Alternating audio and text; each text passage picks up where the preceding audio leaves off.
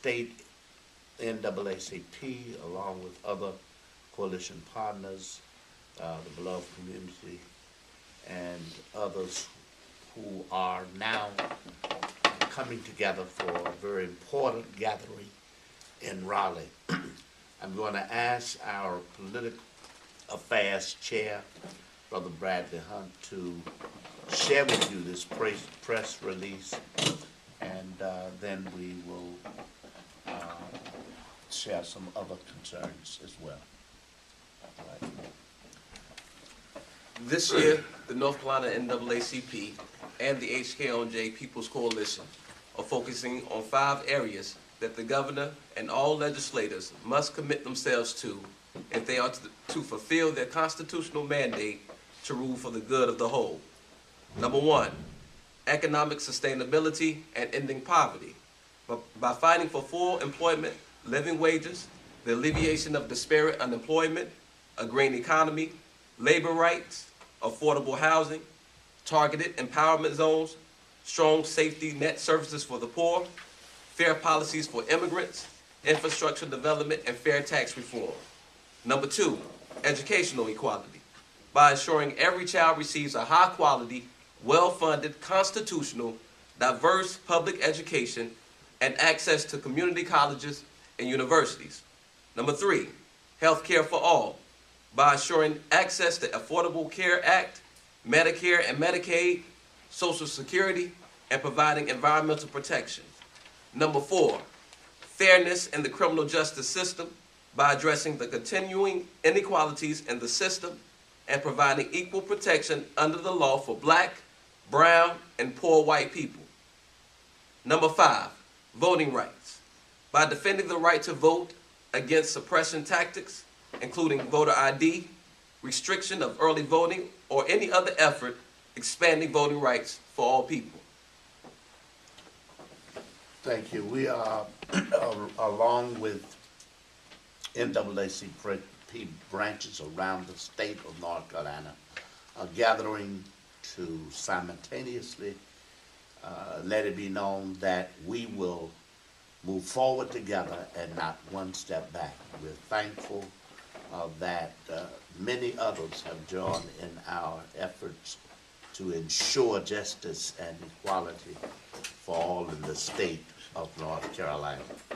We thank you so very much for the privilege and opportunity to share that our determination will not waver in this effort to ensure that everyone receives justice that is entitled constitutionally. Did you give a date and time in March? What's that? Did you give the date and time in March? You want to? The march will take place, the march will take place on February 9th in Raleigh. We will start, the march will begin at Shaw University and will move to the legislative address on Jones Street.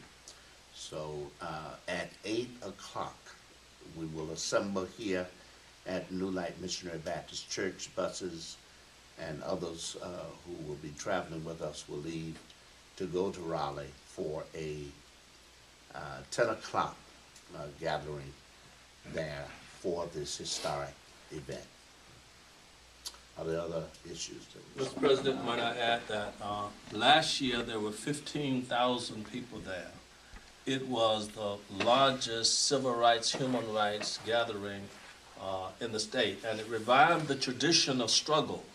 And we're going to Raleigh to increase that number this year. And we are just praying that Greensboro will come out very strong, and that as we come back to our issues in the local areas, that we have to connect those issues, and that's what makes us a state. Connecting up the concerns that people have to live with on the ground every day. And we're coming to Raleigh on Jones Street because that's our capital. And there is a political atmosphere now that has assembled itself in Raleigh. We're not going to get into calling the names, but it's negative. And they are planning legislation to undo what has been done through the 60s and the 70s, and unless we stand together, they will succeed in it. If we stand together, and as the slogan said, not one step backward, then we will continue to stand for the dignity, the worth, and the enormous unrealized possibilities and potential of all of God's children. It's in that spirit that we are urging and inviting everyone to come out.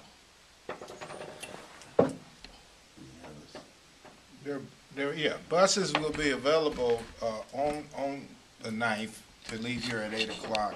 And for those who wish to purchase a seat, we're asking $17, but we're also asking others to contribute so that we may provide seats for those who cannot afford to pay for a bus ride to Raleigh. So we need to know by Monday, have a count by Monday of how many people are interested in filling these buses.